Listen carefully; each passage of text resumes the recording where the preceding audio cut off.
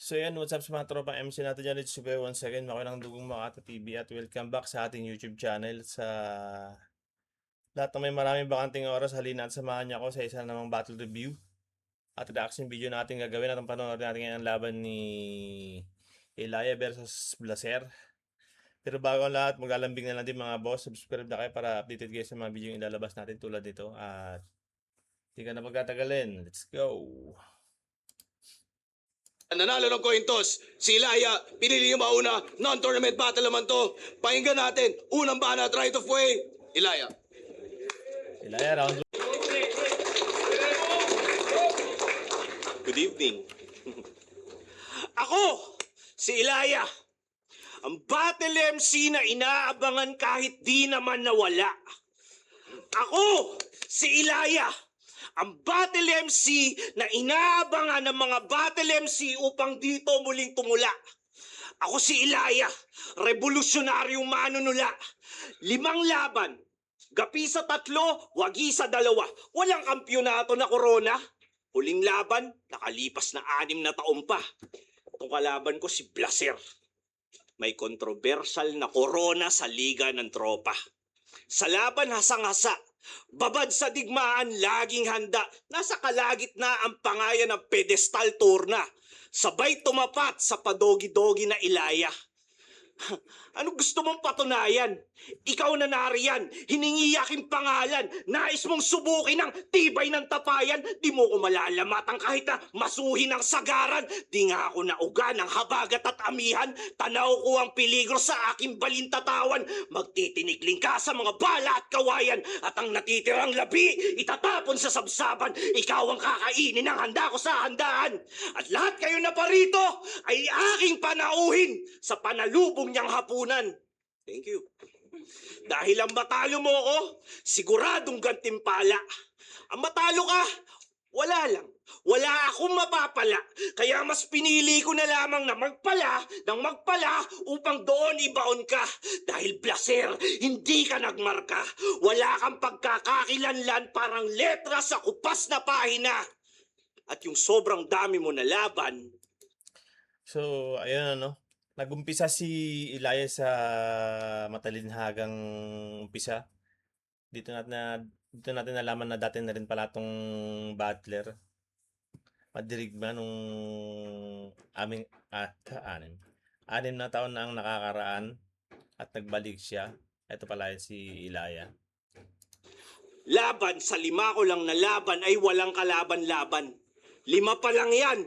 Yung ika-6 na laban, ngayon pa lang siguradong on the books, di na malilimutan.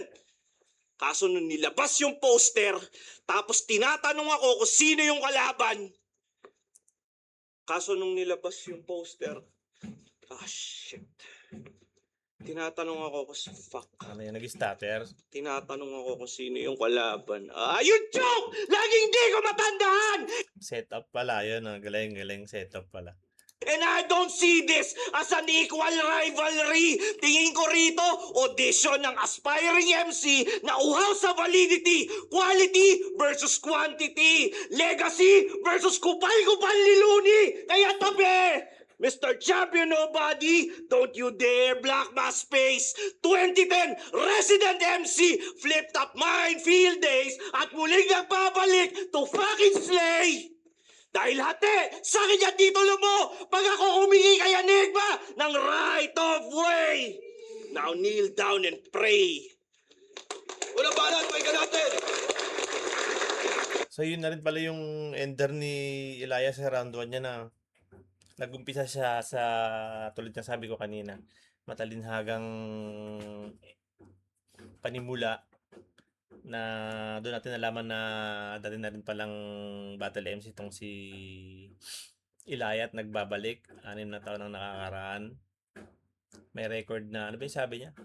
2 panalo, 3 talo. Parang ganon. At yun, round 1 ni Ilaya. Pakinggan naman natin ang round 1 ni Blaser.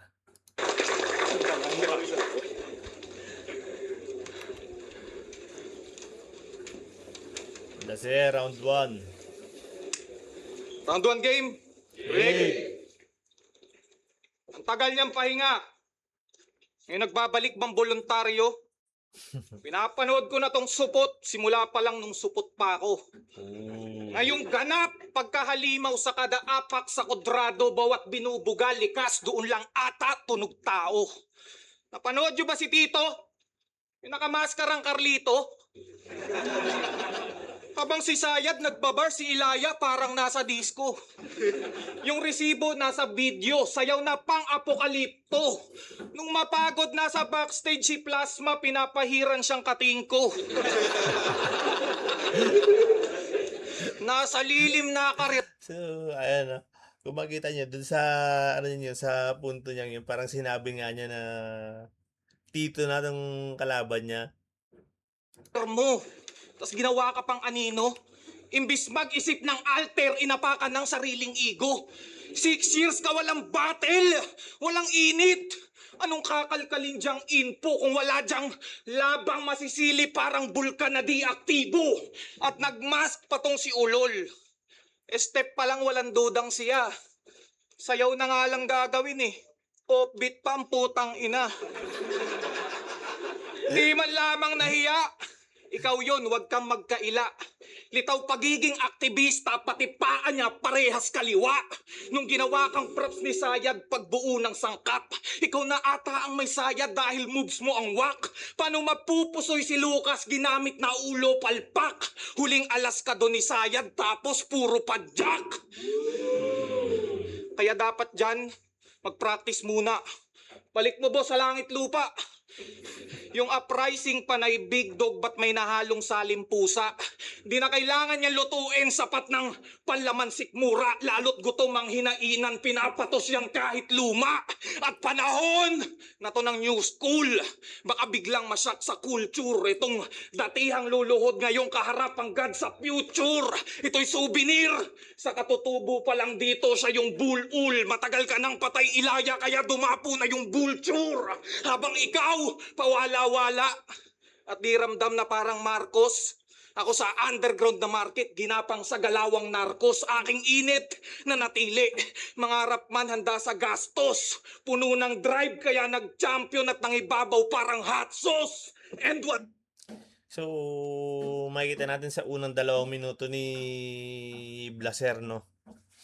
Mas maganda yung bungad na verso ni Blaser, mas agresibo, mas tumatatak yung mga linya niya kumpara kay Ilaya, pero diretso tayo. Bars! Magmumukha to sa aking rookie! Masakit na kabaliktaran. Walang nananabik at kalakip siya'y nakaligtaan. Bakit pa tatawid at papanik kung may papalit naman? Pero i-welcome nyo si Soro ngayon, kababalik pa lang. Palaban natin natin.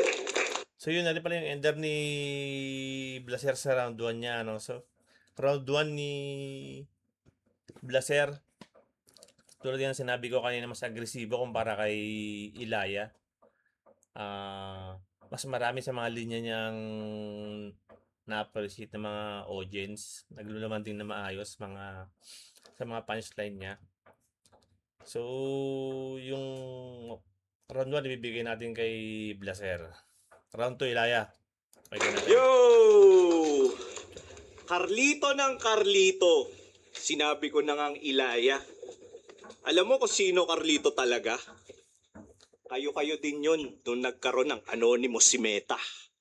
Ang aangas magsiasta palibhasa, di kita yung muka. At si Carlito ba talaga yung sablay? Kasi nung pinanood ko yung video, parang si Sayad yung hindi sumasabay.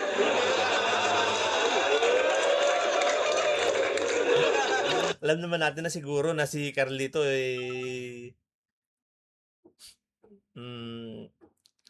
isang katauhan ni Sayad, ano? Alam naman siguro ng karamihan yan. Si Sayad hindi sumasabay. Hindi sync yung bibig niya doon sa Carlitos feet. Nakita nyo naman, tinatapak-tapakan ni Carlito yung beat! Hindi ko sasabihin yung hawak ko yung beat. Okay. Game, round 2. Round 2. Kwentuhan tayong onte. Babalik ko, flip top anniversary. Nangyari to, nitong February. So, kita-kita mga MC, inuman, tawanan, surprise act at performance ng BB Clan. After nun, patugtog si Supreme Fist. So, syempre, party. Niyaya ko si Sayad sa labas magyosi. Inabutan namin doon si Saki. Yung estado ni Saki, lagpas na sa tipsy. Alam nyo nangyari?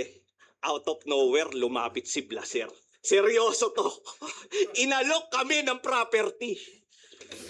Ganun, seryoso to. No shit. Alam mo, seryoso to, man. Wala. Hindi ko na gagamitin yun sa second sight. Inalok kami ng property. Ang lakas na trip. Nag-alok ng property sa mga nakainom na MC. Sino ka? Young Money? Land Grabber? Tangina. Land Grabber, ano yung susunod? Aalokay mo kami ng sablay na patubig, prime water. Huhulaan ko. Lahat ng mga kamag-anak mo, ghost employee. Yung ibang tropa mo kahit hindi mahirap, mga 4-piece beneficiary. Putang ina. Nepo baby, galawang LSG na anak ni Saldi C. Kaso wag sana magrebat ang iyong daddy. Oh, eto si Kenneth, kagawad na battle rapper. Pare yung history ba at roots sa'yo hindi nagmamatter? Kasi yan ay oil and water. It doesn't mix well together. Ang hip-hop kultura against the oppressor, and guess what? Gobyerno ang oppressor. So, ibig sabihin kung may transgender, eto trans hip-hop, you fake ass uncle fucker. Palagi kang boots. At hoy, telepolokoy abnoy. Huwag mo nga sinasabi at niyayabang sa amin na you can do this for free. Cause you ain't.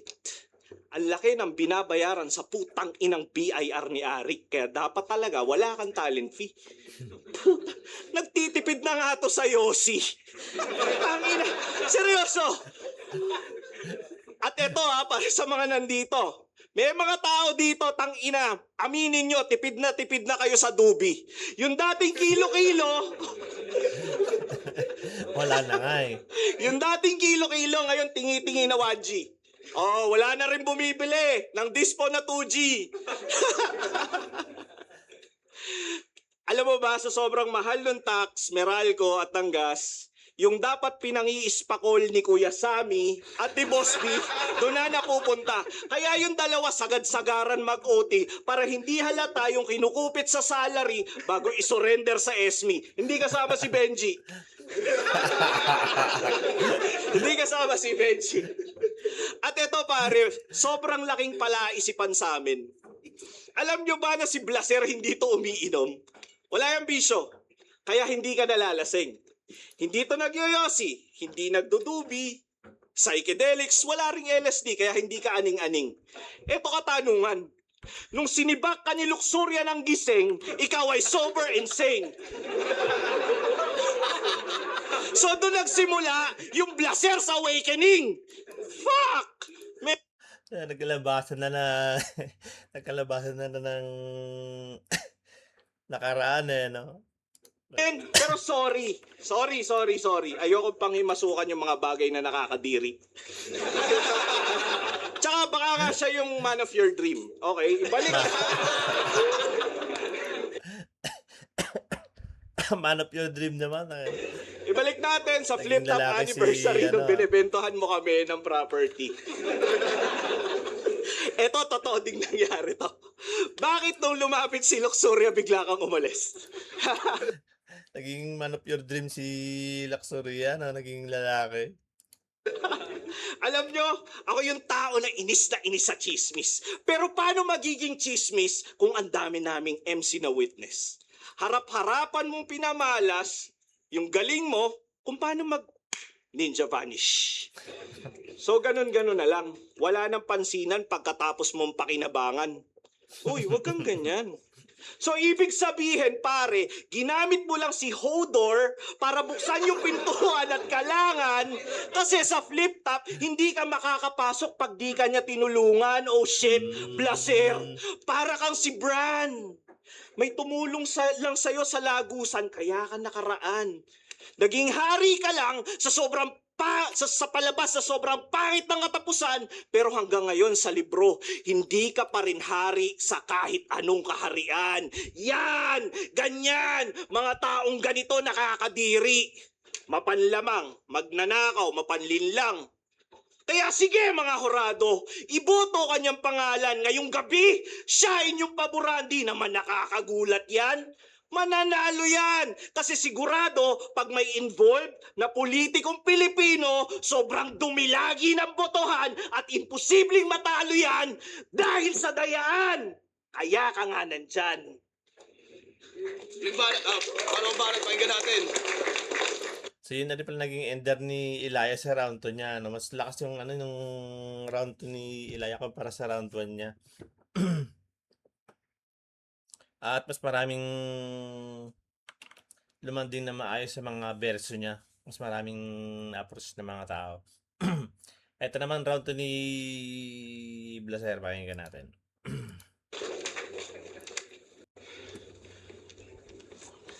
Alam nyo ba sa past battle nito, nirime niya yung lamat sa syntax. Yung vice ganda sa alamat ng pinya, ha? Talaga? Alam mo kung anong karime ng patawa? Tanga ka. Mabuti pa si Blizzard nagra-rhyme ng dalawa.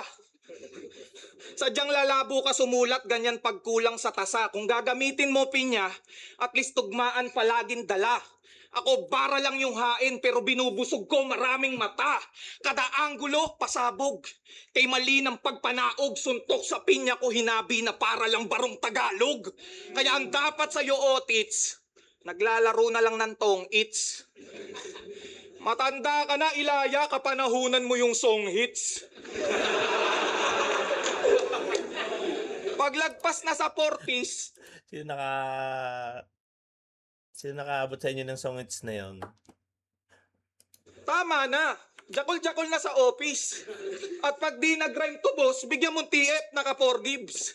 Kaya pala sabi ni Boss Arik, tong 40s, paluin ko yung dirty ass. Lalo't sanay akong pumalo, usapang 40s, may buluntas tsaka fraternitas. Kada linya ko lalatay, ganun mag-setup ang tao.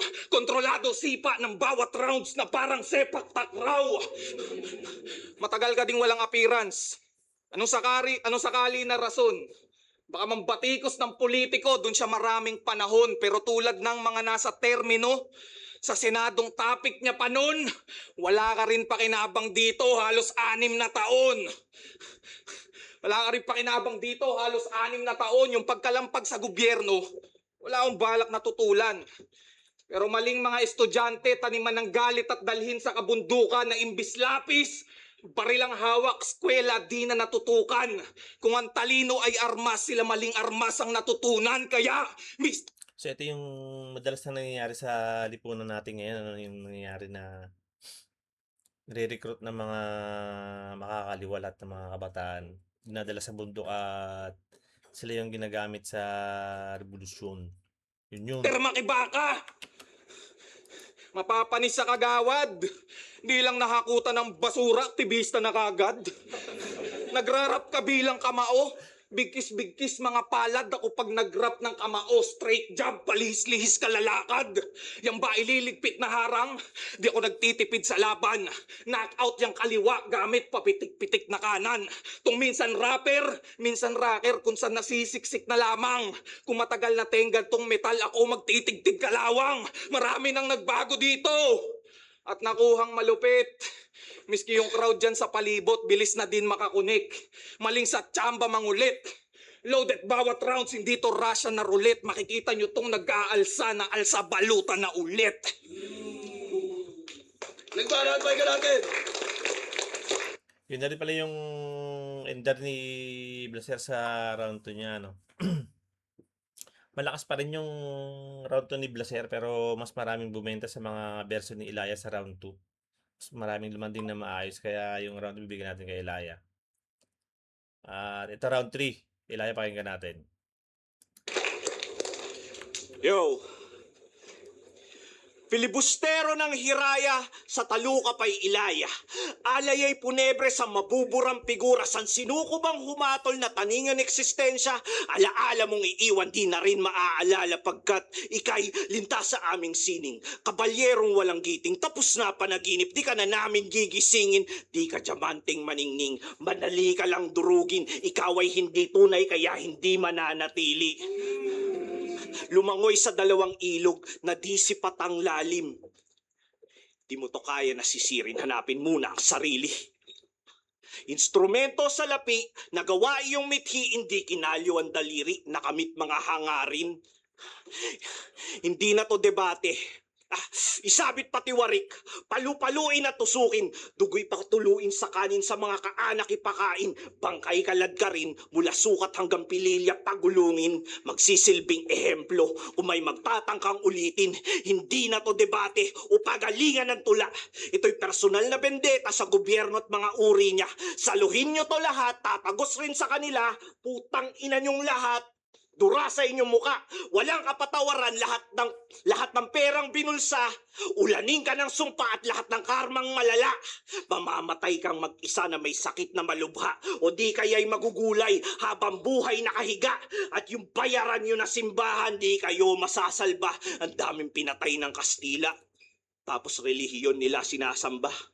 Malabo ba pagkasulat ng utos ika-5? Malabo ba pagkasulat ng utos ika-5? Galing bumerso din itong si Ilaya na malalim din bumerso. Simula sa round 1 niya, round 2 tsaka round 3, maganda yung mga linyahan niya. Shit, totoo na yata to. Kaso hindi! Pareha sa pangalan mo, ang hirap maalala. So setup na naman na starter na. Sa tao, sa bayan, ikaw ay palamara, yung sining, musika at liga, binaboy mo at ginahasa. Hindi ka karapat dapat sa makatao na parusa, yung taning ng sansinukob. Ako magpapaaga! At kaya ako nagbalik upang tumapos ng karera. Napakamalas mo ngayong taon na una sa pila. Limana, pwede natin! So yun na rin pala yung ender ni Ilaya sa round 3 niya, no? Maganda yung round 3 ni Ilaya. Pero mas malakas yung round 2 niya kumpara sa round 3 niya. Halos pamantay lang pero mas malakas yung ano niya, yung round 2. Ito naman round 3 ni Blaser, pakinggan natin.